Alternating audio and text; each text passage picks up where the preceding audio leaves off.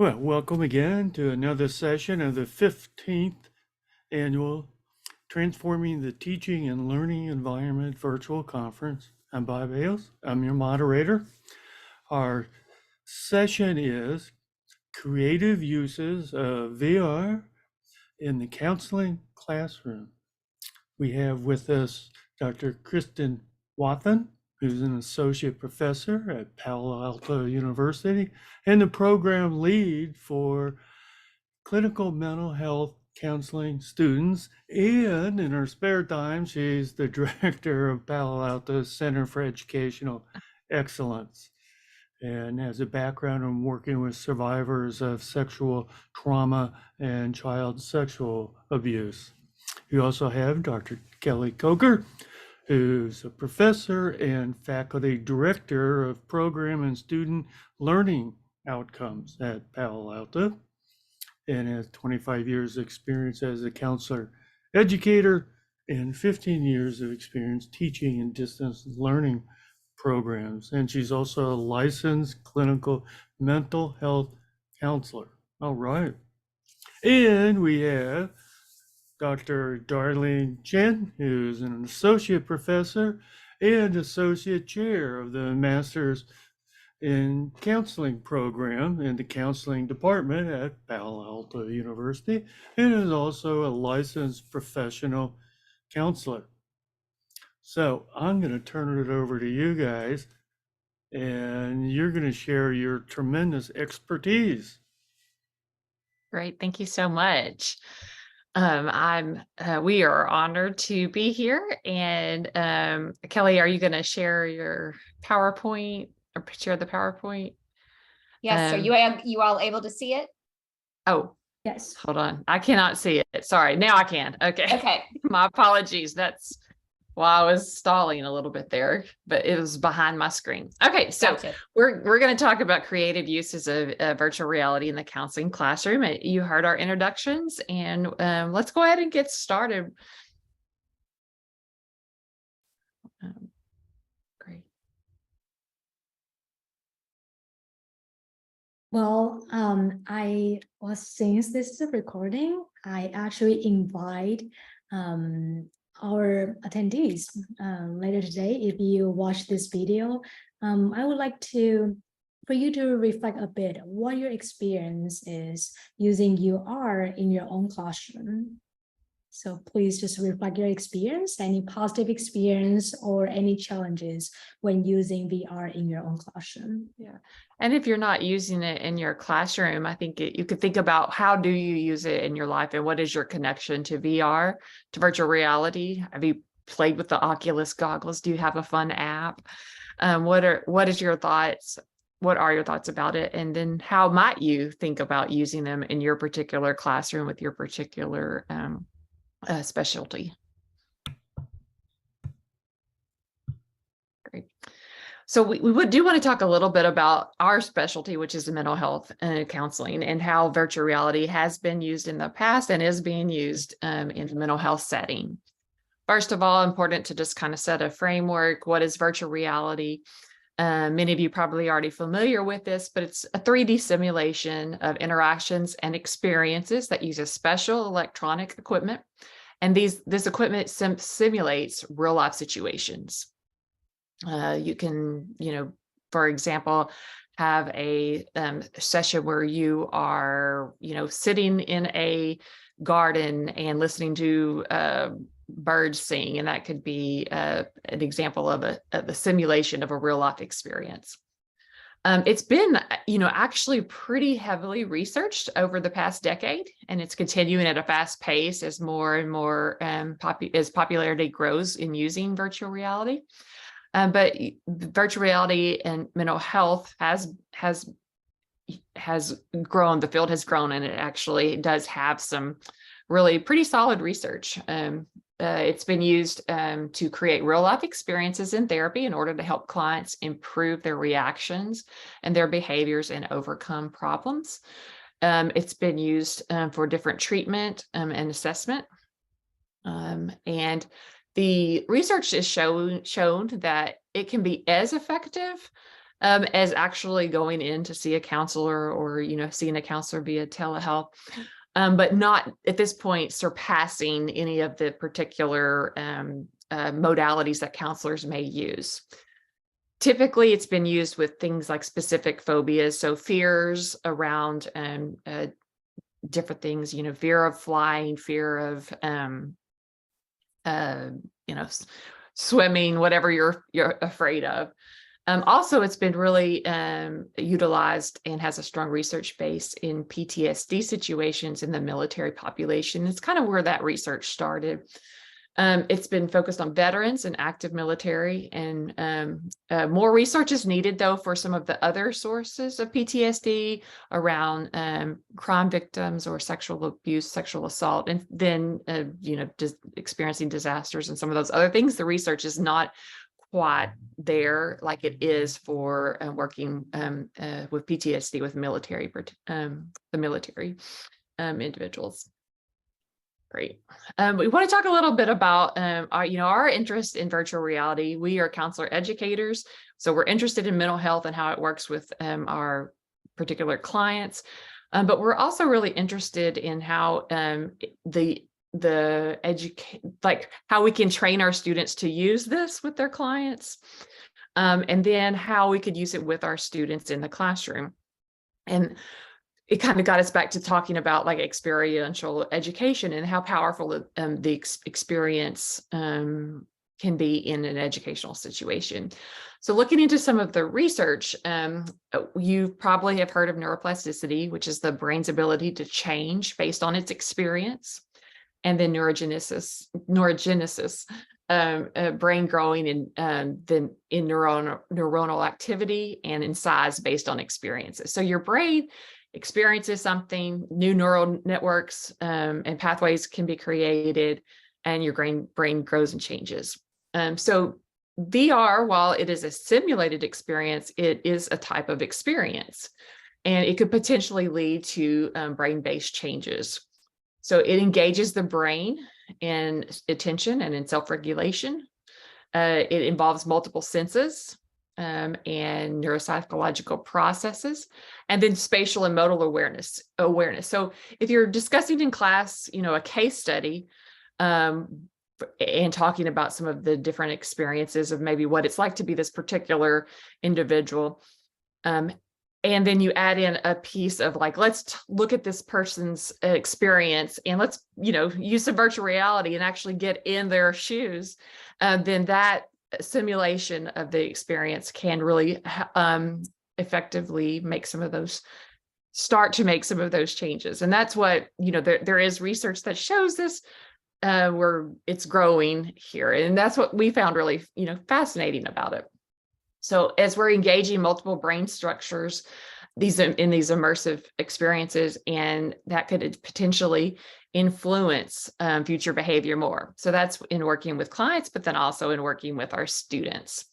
And so when we engage students in this way, that can make their learning more effective. And that's where we got really excited. So how do we do that? Virtually enhanced education, there's different ways of doing it. So you're going to see an example today of us using actual virtual reality. And that's an immersive environment where the user experiences kind of a real life situation through their electronic equipment. There's also augmented reality. And so like where you use physical environments and provide new materials onto objects.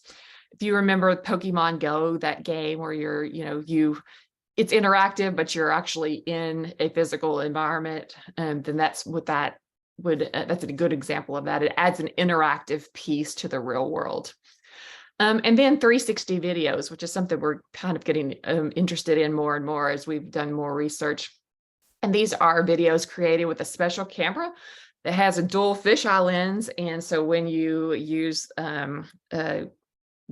use the 360 videos in your settings, you're like actually having the 360 experience, and the environment has been recorded in a different way so that it is more interactive than sometimes some of the virtual reality, although the virtual reality can be very realistic as well.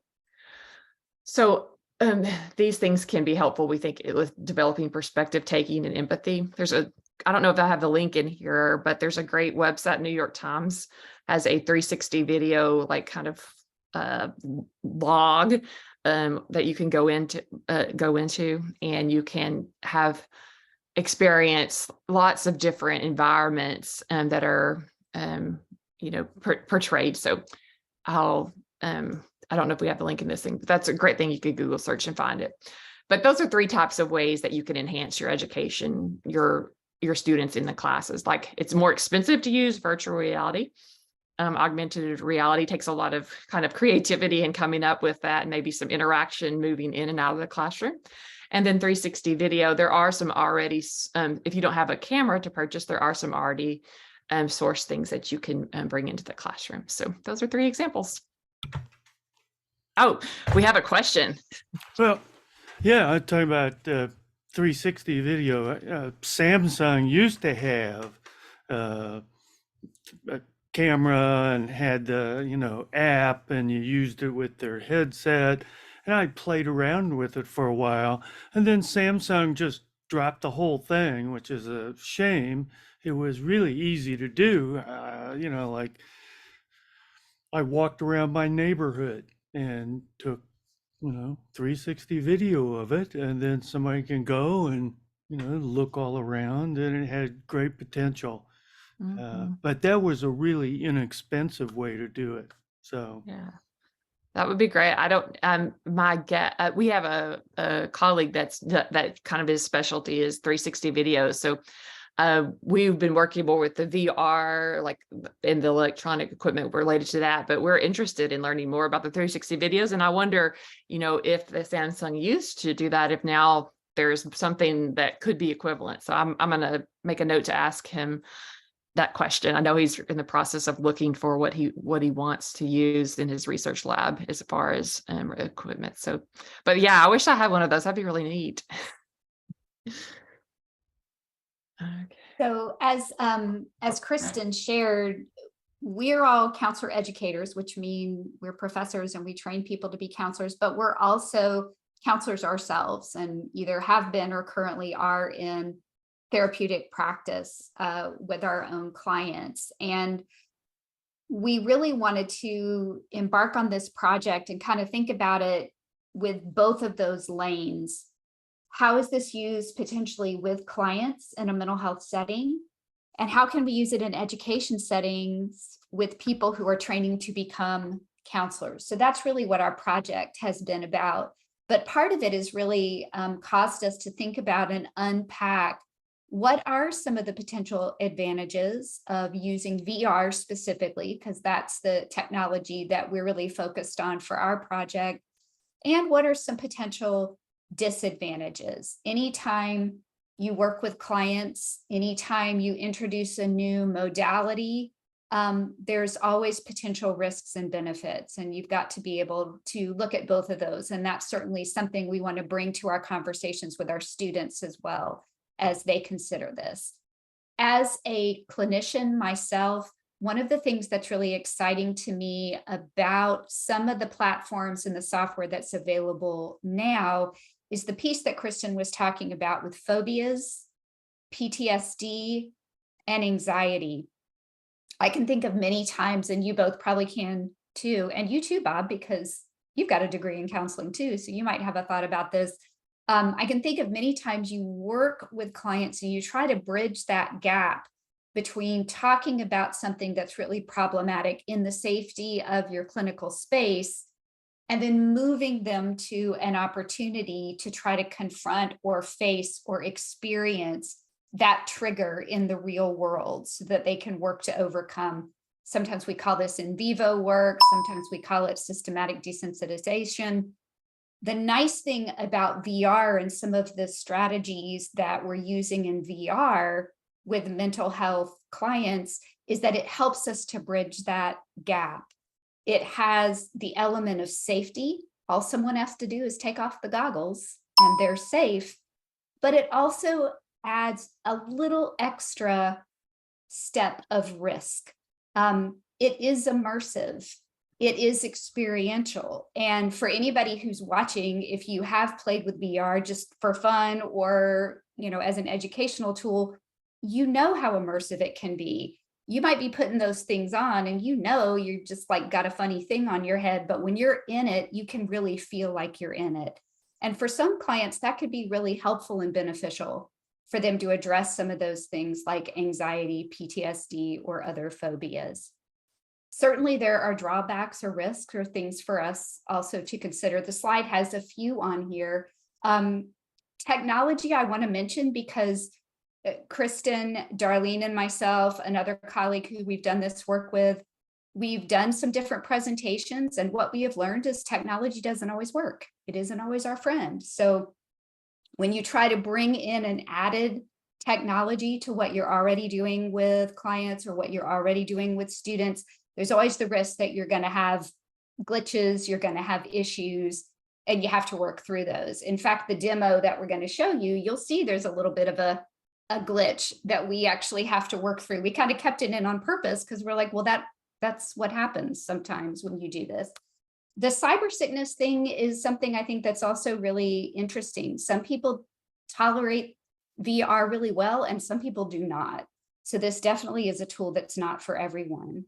And I think the other thing, we just talked about it in the discussion about 360, how that technology really, when at least was out there, is relatively inexpensive. VR is not a very inexpensive technology, other than the fact that you can go on Amazon and you can get some VR glasses that you slip your smartphone in, and you really can get them for about $30. Now, some of what we've found is you do get what you pay for. We know when we're using the VR goggles that maybe are a little lower end, that can kind of show up in how well it runs, how smooth it is, how good the connection is. So it is a market that is expanding in terms of availability. You can spend a little on it, or you could spend a lot on it. But one of the things we're really interested in doing with students is exploring all of those factors and variables and really trying to understand from them, do you see this as something potentially helpful to you as you navigate your educational experience? And is it also potentially something that you could see yourself using with clients? So because we were presenting this virtually and it's a little more difficult to demonstrate the use of the technology live in a virtual setting, we pre-recorded a little demo just to share with the audience. This is just under about 10 minutes. And this is demoing a platform called Amelia. And Amelia is the platform that we purchased with our grant and is part of what we're using with our work with students. So we wanted to just share a little bit of what this looks like. So once I start it, please y'all give me the thumbs up that you can hear it. I'm pretty sure I enabled that, but I want to make sure it works and make sure it loads.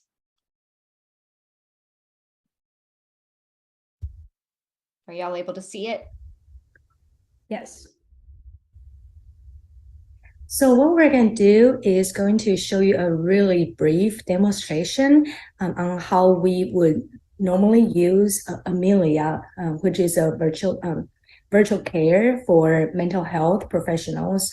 And Kelly will be our mock therapist today, and also Kristen will be our mock client. So when you log on Amelia, this is the platform that you can use for like teaching demonstration or to train our students how to use this platform with their clients. So this is the homepage. As you can see, there are different like VR libraries you can choose, different environments. And what we're going to show you today is auditorium. And when you click this environment, and they will start loading the session, the environment. And once it's done, I'm gonna hand this over to Kelly, and she's going to give us a quick demo, like how she can do this VR with our mock client, Kristen. All right. So Kristen, let me know, are you in the environment? Can you see the stage from where you are? Yes, it's like I'm kind of sitting in the back and I can see the podium. Okay, great. So one of the things you and I have talked a little bit about is addressing some of the anxiety that comes sometimes with public speaking. So this is an activity designed to give you a little exposure to that feeling and that experience. And we're just going to do it really briefly. Does that sound good? Yeah, I can already feel myself getting a little bit nervous. Oh goodness. Okay. Hi. Okay, well, we're going to do a couple things as we do this. We're going to give you some opportunities to take a breath, to slow down, and also to give me an idea of how you're feeling as we go. And of course, at any time, if it's too uncomfortable, all you got to do is take those goggles off, okay? Okay. All right, so I'm going to move you to the stage. Nothing else is going to happen at this point, except you're going to see that you're now standing behind the podium looking at the audience. Are you ready? Yeah. Okay, here we go. Oh goodness. Yes, so there you are. You're standing at the podium, and this is your audience. And because we're just getting started, the first thing I'm going to do is you're going to see this pop up in your goggles, and it's just going to ask you to give me a rating of how you're feeling right now. So I'm going to click on something I see called Ask for Subjective Distress. And you can tell me if you're able to see a rating scale. So I just put the little dot on the number. All you do is stare at the number that represents what your rating is. Right. And I guess 10 is like the most stress. 10 is the highest stress. Yes.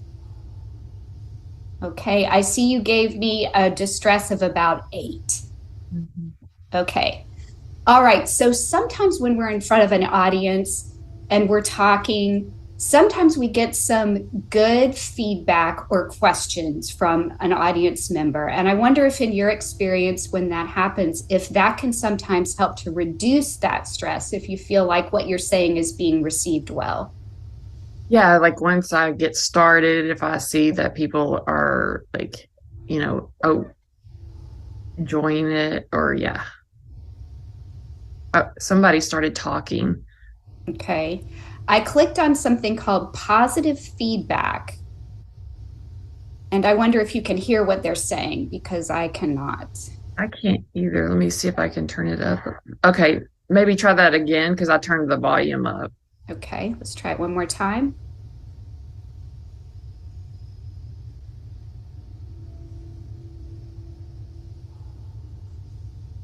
I can see that he's talking, but I can't hear what he's saying. Okay, well, we're going to move on to something else. Let's just imagine that instead what you get is you've said something that the audience receives really well, and here's what happens. I feel good. So that helps, huh? When you get some positive feedback. Yeah. Now, sometimes when we're speaking, we don't always see things we like, right? So, for example, sometimes something like this might happen.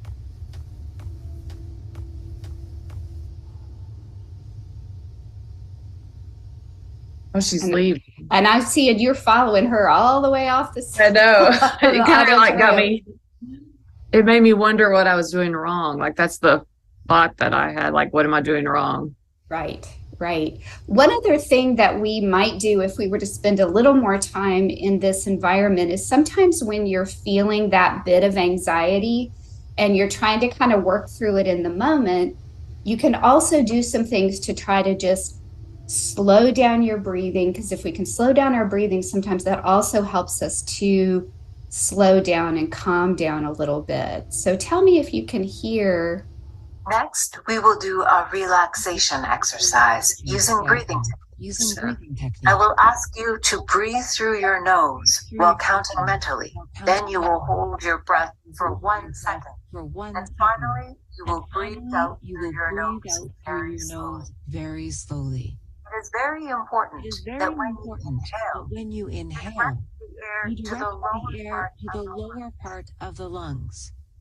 Remember to place a hand on your abdomen to notice how the lower part of your diaphragm swells and deflates. Inhale through the nose as you expand the abdominal muscles. Hold the air in your lungs and then exhale by slowly and progressively squeezing your stomach muscles as you exhale through your nose. So how does that feel to add that breathing to this experience? First, I was a little nervous because I was thinking I was doing it wrong, but once I listened, like now it feels better because I'm keeping on doing it. And now I feel like a little bit more relaxed, like maybe more like a 6 instead of an 8. Okay, well, why don't we just mark that here, just so we have an idea of what the difference is, even when something stressful happens, like someone leaving, that if you take the time to just recenter yourself and reset yourself, then you can still help get that feeling of stress and anxiety a little bit lower. So I see you gave us a 6 here on the scale. All right, Kristen. Well, thank you so much for doing this with me. You can come out of the goggles now if you would like to see what we see. Do you want to say anything about what that was like? It was like really like I liked the actual practice of it. Like it's, it wasn't like, I mean, I didn't totally feel like I was there, but I felt more like I was there than if we were just talking about it. So like, I liked it, but then I also got pretty stressed. But it was helpful to like talk about what to do, like at the same time that I was feeling the stress, if that makes sense. Like being there and then doing it right at that moment. So I think I'll remember it better. Yeah, and that does help. And what you might notice now that you're out of the goggles looking at my screen, you can see this timeline that I'm scrolling through. So this sort of shows us everything we did. It showed you going to the stage, how you felt when you were there. I know the positive feedback thing didn't work quite right. There may not have been the audio not there, but you did get the applause. And then you also dealt with the spectator leaving, and then we added in the breathing. And then we noticed that your distress went down a little bit. So if we did this a few times and maybe even expanded the time, and we could control some other things too. We could have more people in the auditorium, fewer people in the auditorium. We could have more distractions introduced.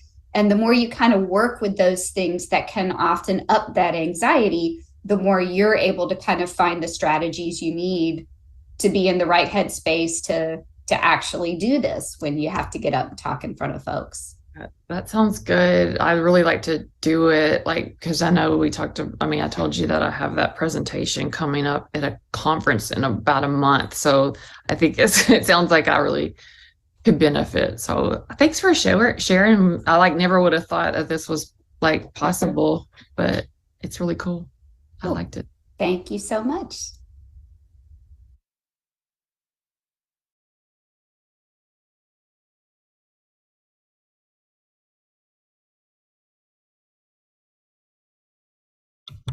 That was interesting. That was a very interesting demo. I can definitely see someone who has that kind of stage fright could use this to gradually overcome that. Need to add one simulation where they like throw vegetables. So I don't think they throw vegetables, but I will say some of the distractions, they do get a little more intense. Like there's a heckler. I think that, and there's someone who sort of has an angry nonverbal reaction to something said. So they do try to have, I think, a range. And like any in vivo work, like we did the auditorium for public speaking, there's one for flying, and it starts with even just in your home on the day you're flying, getting ready to go to the airport. So they've done a pretty good job in Amelia, I think, of building that progression that can happen with any kind of significant anxiety or phobia. I don't know, Darlene or Kristen, if there's others that come to mind. We played with a bunch of them. There's one with spiders that I don't so much like doing myself because, and the spiders start on the table and then at some point they're actually on your hand. And of course, it's not on your hand, but your hand, your virtual hand is on the table and you see the spiders. So it looks like a cartoon, but I tell you, when you're in it, it still feels like you got spiders all around you. Do There's they one have that one with gets, snakes? I I don't probably, know. They we have to probably look. do. Yeah, They I have don't one know. where you're at the top, like you're looking over a bit like a skyscraper. And that one always gets me. And then there's also, for working with kids, there's some bullying situations that are there. And then there's also meditation and like relaxation ones where you're in the ocean and fish are swimming by. And so there's a wide variety of different options that are provided in this particular platform. Man, I hate even looking at a picture of a snake. Yeah. Same here. Well, maybe we should have asked for a volunteer. I know. I'm curious now if there are snakes in it. I'll have to go look. Yeah. Well, so I hope that brief demo give you an idea of how you can potentially incorporate VR into your clinical training as well as the clinical setting. And I hope that also give you an overview that it actually kind of like learning a new language. The platform is actually quite complex if you haven't had a chance to really practice that. So therefore, it's so important for us to train our students as a clinician. When you consider incorporating that in your clinical setting, you want to make sure that you get familiar with the whole process. You want to make sure that you experience that yourself first, right? Otherwise, how can you potentially process the session with your client? Therefore, we do have a pilot study. We actually did a pilot study with our own students who enroll in the counseling skills last year. In that pilot assessment, we conduct a pre-survey where we ask them, what are your experience, what are your thoughts, feelings, beliefs, attitudes in using VR in your training with the clients. We then follow up with a class presentation. Dr. Wathen did a presentation in class. She demonstrated what to do with the VR, and she let the students do a little bit of role play with each other and follow with a group discussion about their experience. Then students role play one more time and just role play with each other in a small group setting using VR, again, just for them to be familiar with the whole process, and coupled with the course readings as well as reflection assignments. Last but not least, we had a post survey about this whole learning experience.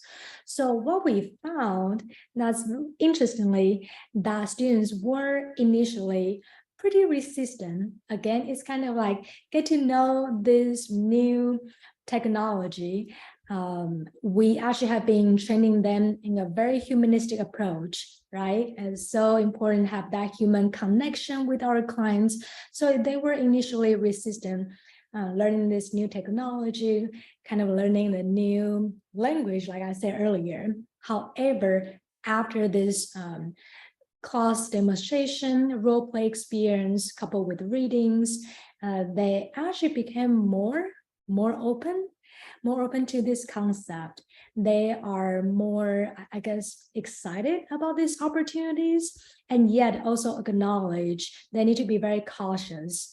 They're also thinking about what are some drawbacks, like Kelly just shared earlier. What are some ethical considerations, multicultural considerations? So moving forward, we actually will continue to collect data. Our main goals include, we want to, again, assess our students' attitude and beliefs in using VR with their clients. We want to make sure that increase their clinical skills and introduce clients to this new treatment modalities. Like what Kelly just beautifully demonstrate how to introduce Amelia to Kristen as a MOD client. We also want to hope they can develop critical thinking skills around using new tools ethically, developmentally appropriate. I want to say that because what we demonstrated earlier is when your client is adult, what about your client today is a minor? Right, you want to make sure that you probably want to change the way you introduce the VR and navigate the session. So how we attend to their development. Last but not least, we are also curious about any advantage and disadvantage of using VR in the counseling training that can help us as counselor trainers and counselor educators, how we can incorporate this exciting technology into our clinical training. Okay, so here's a couple of our future plans and ideas, and I want to say still working in progress. We are thinking about in addition to incorporate VR into our counseling skills class, there are multiple classes we can assess and introduce VR, for example, diagnosis, where our student can help the client have a better understanding of the different mental health disorders. The other class we were thinking about is child and adolescent counseling. Again, children nowadays, unfortunately, they experience like cyber bullies or bully at school, social anxiety, how we can use this technology and really improve those symptoms. Also, like a mindfulness, maybe we can have this in a classroom setting where we can facilitate mindfulness before the class starts. Right? Counseling skills, like we shared earlier, there are multiple ways we can introduce VR and really just enhance our students' clinical ability to for the future sessions. Last but not least, we were also thinking about multicultural counseling. This is the class where we can help our students develop compassion, empathy, and promote cultural humility when they are in a different like virtual setting, how we can have a better understanding of our client's experience. And now I will encourage you, we invite you to think about what about in your educational setting? What are other ways that you can potentially using VR in your educational setting? And Well, you know, again, there's so many ways to use it. One point you've made a couple of times is about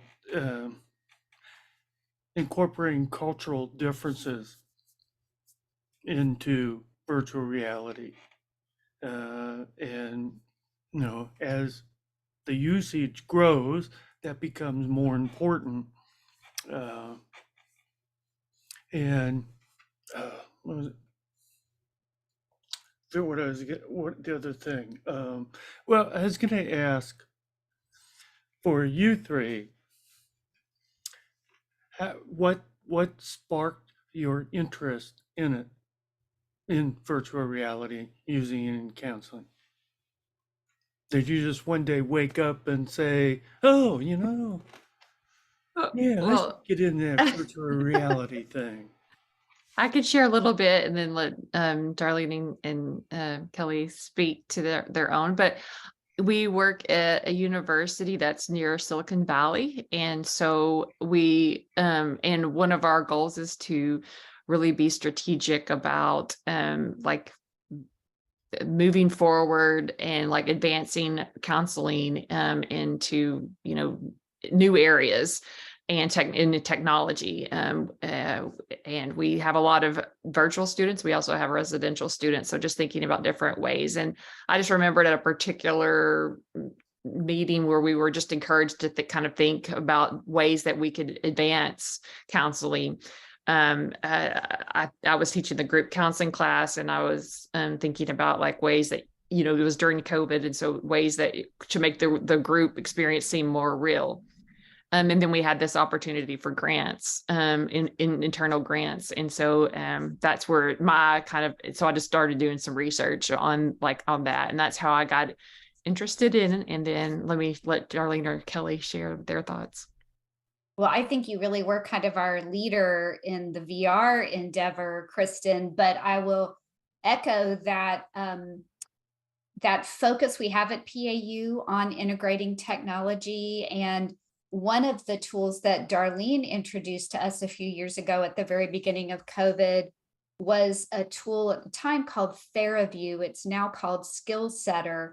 And I almost feel like VR is kind of the next step beyond that. So what you do in SkillSetter, and what we had our counseling students do, is they actually can log in and someone speaks to them as a client.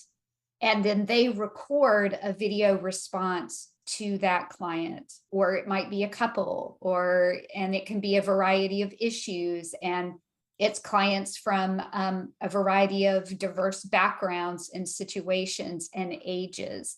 And I think we all found that tool to be such a nice way to augment what else we do, another way for students to practice. I think, at least for me, that kind of got me excited and thinking about how else can technology be used. I would love to see a SkillSetter like program in VR, so that you're in VR and you actually are sitting and you see that client sitting right in front of you, and that maybe there could be some reactions that the client has based on what you say. And I think the technology is there, or almost there, to do that kind of interaction. So for me, it's just, what else can we learn about how we augment our work? And all of us are doing telemental health now as well.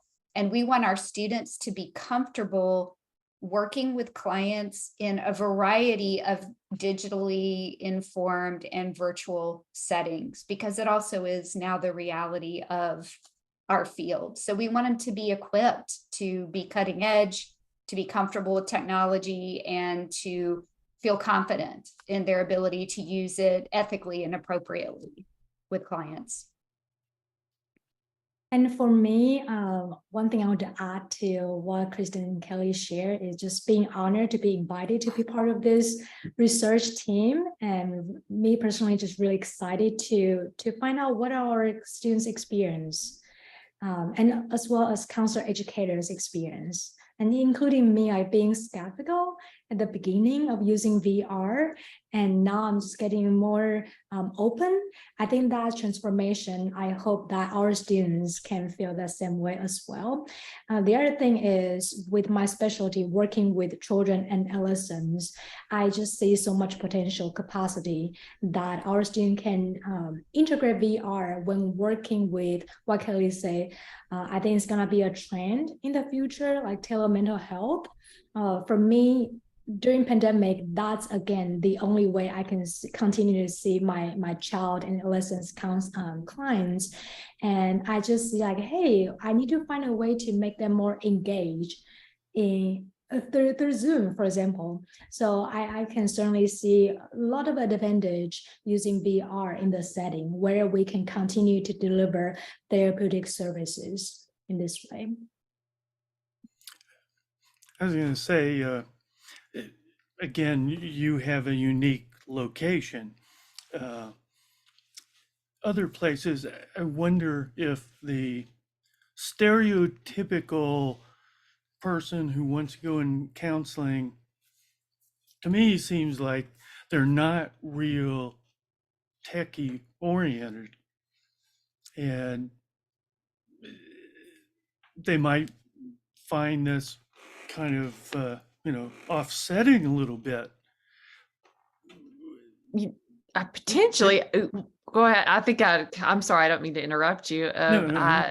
One of the things that was really interesting, like I thought, whenever students responded in class, the first time that we presented to this, I really thought the response was going to be different because of our location and because of the students' familiarity, being in Silicon Valley. Many people have worked there and then come to our, so, but really it was quite the opposite. Now that could be pandemic related, as far as like being tired of wanting some human connection. We don't, we couldn't really control for those kinds of things at this point in our project. But I was actually surprised. So I think it might depend on, there will probably be some resistance to it because technology in counseling until even before the pandemic was not something that a lot of people were really excited about. And then during the, we were it was forced upon people in the pandemic. And I think more and more people are like, you know what, I kind of like this, I'm now seeing that you can do a lot of the same things. And of course, it's not appropriate for every client or every setting, won't be appropriate for every student won't connect to it. But, just, we want to have some, because in our field, there's a couple of different articles here and there, but there's not like a lot of experience. And so we want to be some of those people that are saying, hey, like, let's be open to this. Let's look into this. How can we be multiculturally appropriate and use this? How can we, advance, what we're able to offer to clients and support our students? How can we augment, like Kelly was saying, what we're already doing? So I don't know. Well, And the other thing we're trying to help our students understand is we are not saying replacing the VR entirely. I think it's just a concept that is so important. The most important thing is us as a clinician, as a counselor, how we can use ourselves as a tool, and using VR as additional and could be an option that can advance the therapeutic process. But the most important thing is back to those very essential counseling skills, how we can navigate the whole treatment process. Yeah, I can imagine a lot of situations where it wouldn't be a useful tool. That's fine, yeah. It's not virtual reality. We're talking about telemental health, mental health, access to mental health options is so hard in a lot of places. And sure, it'd be great we could if we could sit in the same room in nice comfortable chair and talk face to face, but that's not an option for a lot of people. And being able to do a Zoom like session with them is certainly a heck of a lot better than nothing. And again, it's another tool, just like Dr. Chen was saying. It's like a tool, and like it could be done ineffectively if we don't have a relationship with our clients and we just say, here, put on these goggles. Of course, people wouldn't necessarily do that, but like the relationship is still key in how and we introduce it, and how we let clients have the opportunity to choose or just to stop and go. And so that's where we want to be thoughtful in the way that we are training our students, so that when they maybe go out into their own practice or to their own work, that they can think about that rather than, ooh, this sounds exciting, let me try it. It's more about like, okay, how is this tool going to be helpful to my client, and how can I present it in a way that the client, once we've built trust, can be open to it.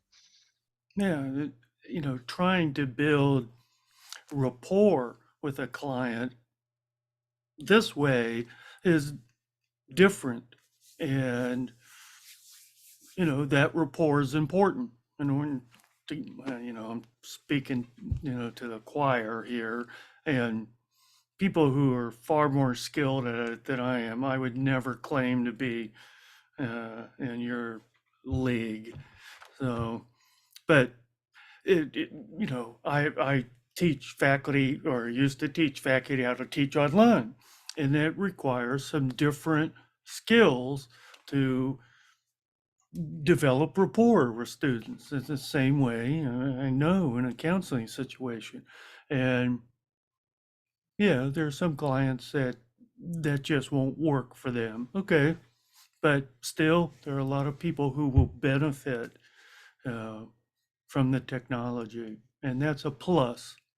We need more ways to reach people in need. Yeah. It's funny, okay. Two things. Thank you for doing this. I appreciate it. I'm going to stop the recording.